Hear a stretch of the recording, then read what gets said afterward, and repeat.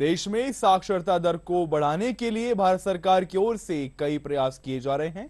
इस वर्ष अंतर्राष्ट्रीय साक्षरता दिवस की थीम बहुभाषी शिक्षा को बढ़ावा देना, आपसी समझ और शांति के लिए साक्षरता है। प्रस्तुत है ये रिपोर्ट। विश्व आज अंतर्राष्ट्रीय साक्षरता दिवस मना रहा है। 8 सितंबर 1967 को दुनिया ने पहली बार इस दिन को मनाया था। इस वर्ष की थीम बहुभाषी शिक्षा को बढ़ावा देना, आपसी समझ और शांति के लिए साक्षरता विषय को रखा गया है। नई शिक्षा नीति ने साक्षरता की परिभाषा को विस्तृत करते हुए पढ़ने, लिखने और समझ के साथ गणना करने की क्षमता यानी पहचान करने, समझने, व्याख्या करने और बनाने की क्षमता, साथ ही डिजिटल साक्षरता, वित्तीय साक्षरता जैसे महत्वपूर्ण मानकों को जोड़ा है। भारतीय संदर्भ में 100% या संपूर्ण साक्षरता के लिए एक बेंचमार्क भी निर्धारित किया गया है। किसी राज्य या केंद्र शासित प्रदेश में 95% साक्षरता हासिल करना पूरी तरह से साक्षर होने के बराबर माना जा सकता है। PFLS 2022-23 के अनुसार देश की कुल साक्षरता दर 80.3% है और भारत पूर्ण साक्षरता के लक्ष्य की ओर तेजी से आगे बढ़ रहा है।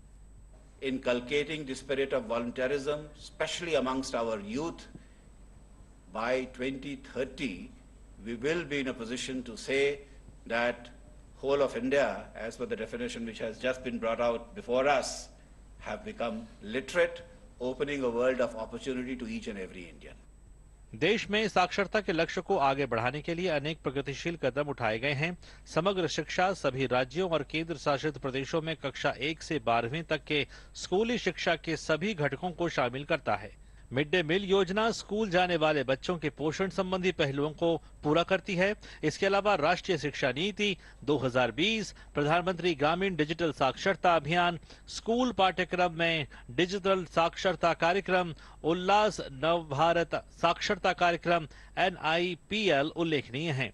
उल्लास नव भारत साक्षरता कार्यक्रम का उद्देश्य सभी राज्यों और केंद्र शासित प्रदेशों में पूर्ण साक्षरता प्राप्त करने में तेजी लाना है। इस योजना का प्राथमिक उद्देश्य 15 वर्ष और उससे अधिक आयु के सभी वयस्कों को सशक्त बनाना है, जिन्हें खुद को शिक्षित करने का अवसर नहीं मिला है।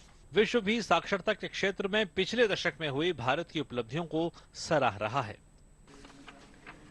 UNESCO appreciates the efforts of the Ministry of Education of India in acknowledging the value of multilingualism by placing it at the heart of school education and in the National Education Policy 2020, NEP, and to promote and embrace linguistic diversity in educational settings.